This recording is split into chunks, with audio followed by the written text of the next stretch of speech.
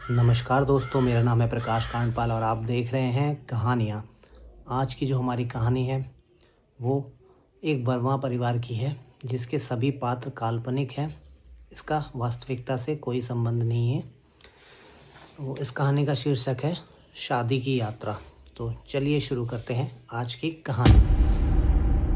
यह कहानी वर्मा परिवार की है जो एक काल्पनिक जो पात्र हैं जो दिल्ली से राजस्थान में अपने रिश्तेदार की शादी में शामिल होने जा रहे थे।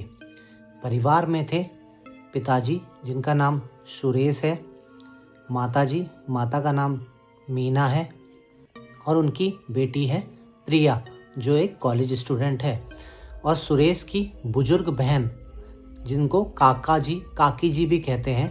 रात के 10 बजे रहे थे। उन्होंने अपनी बड़ी एसयूवी में यात्रा शुरू की। काकी जी धार्मिक भजन गुनगुना रही थी। मीना सबको रास्ते के लिए नाश्ता दे रही थी जो कि उनकी माता जी थी। ठीक है। और प्रिया अपने हेडफोन में गाने सुन रही थी। सुरेश गाड़ी चला रहा था।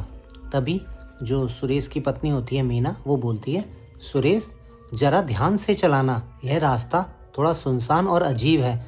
मीना ने हल्की सी चिंता के साथ सुरेश से कहा। तो सुरेश कहता है, अरे मीना, तुम भी, हाईवे है, चिंता मत करो, बस 2-3 घंटे में होटल पहुंच जाएंगे। सुरेश ने मुस्कुराते हुए कहा। वे एक लंबे और सीधे पूरी तरह से अंधेरे वाले रास्ते पे पहुंचे जिससे दोनों ओर घने पेड़ थे। वहाँ स्ट्रीट लाइटें भी नहीं थी। जो रास्ते में इतना सुनसान और घना था अंधेरे से कि वहाँ स्ट्रीट लाइट भी नहीं थी। गुमनाम हिचकी जैसे ही जंगल में बीचों बीच पहुंचे, काकी जी ने अचानक अपना भजन बंद कर दिया। अरे ये कौन रो रहा है? काकी जी ने धीमी आवाज में पूछा। सबने ध्यान दिया। उन्हें दूर से एक छोटी बच्चे की रोने की सिसकियां सुनाई दे रही थी। रोना बहुत नजदीक लग रहा था, जैसे कोई कार के बिल्कुल पास हो। यहाँ वहाँ कोई बच्चा होगा, यह सिर्फ हवा की आवाज होगी, प्रिया ने कहा। पर उसकी आवाज में थोड़ा डर था। सुरेश ने गाड़ी की गति धीमी कर दी। जैसे ही उसने गाड़ी की गति धीमी करी, रोने की आवाज एक तीखी भयानक हिचकी में बदल गई और ऐसा लग रहा जैसे वह आवाज ठीक उनकी खिड़की के बाहर से आ रही हो।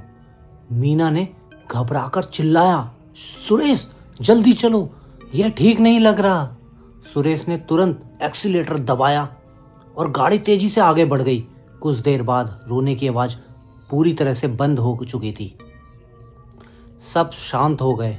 डर का माहौल इतना घना था कि कोई कुछ बोल भी नहीं पा रहा था। काकी जी ने, जो उनकी दादी थी, अपने पर्स से हनुमान चालीसा निकाली और चुपचाप पढ़ने लग गई। तभी प्रिया, जो पिछली सीट पर बैठी थी, अचानक कांप उठी। पिताजी, पीछे देखिए। रियर व्यू मिरर में, जो फ्रंट में मिरर होता है ना, उससे पीछे का वो दिखता है, गाड़ी के पीछे का। सुरेश ने डरते हुए रियर व्यू मिरर में देखा। उन्हें एक पल के लिए शीशे में अपनी कार के पीछे एक सफेद आकृति दिखाई दी जिसके बाल बिखरे हुए थे। यह आकृति गाड़ी के काफी नजदीक आ रही थी। मीना ने डरकर अपने हाथ से सुरेश की आंखों को ढकने की कोशिश की। कुछ नहीं है बेटा, कुछ नहीं है, मत देख, मीना चिल्लाई। लेकिन जब प्रिया ने साइड मिरर में देखा तो वह आकृति अचानक गाड़ी की छत पर चलती हुई दिखाई दी। ऐसा लग रहा जैसे कोई बहुत तेजी से, बहुत हल्के कदमों से उनकी एसयूवी के ऊपर दौड़ रहा हो। सुरेश की रीढ़ की हड्डी में सिरहन दौड़ गई। उन्होंने गाड़ी की गति और बढ़ा दी। तीसरा और वे सुनसान रास्ते को छोड़ने वाले थे। उन्हें एक छोटे से गांव की पहली रोशनी दिखाई दी जिससे उन्हें थोड़ी राहत मिली। तभी सड़क के किनारे एक व्यक्ति दिखाई दिया जो सफेद कुर्ता और पजामा पहने था और हाथ देकर लिफ्ट मांग रहा था। लगता है किसी गांव का आदमी है, बेचारा परेशान होगा, इसे लिफ्ट दे देते हैं, सुरेश ने सोचा। नहीं, बिल्कुल नहीं, काकी जी ने तुरंत कड़क आवाज में मना करा, बेटा इस सुनसान समय में कोई भला आदमी लिफ्ट नहीं मांगता। देखो उसके चेहरे पर कोई भाव नहीं है। वह आदमी उनकी कार की तरफ बढ़ रहा था। उसकी आंखें पूरी तरह से खाली और बेजान थी। जैसे ही सुरेश ने उस आदमी को पास आते हुए देखा, उसका दिल बैठ गया।